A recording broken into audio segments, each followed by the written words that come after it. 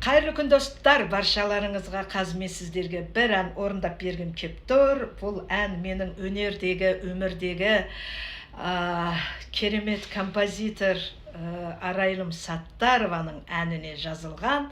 Жүрекке әмір жүрмейді екен сөзі Мағиза Күнәпиянікі. Бұл ән маған өте қатты ұнады, әні де сөзі де.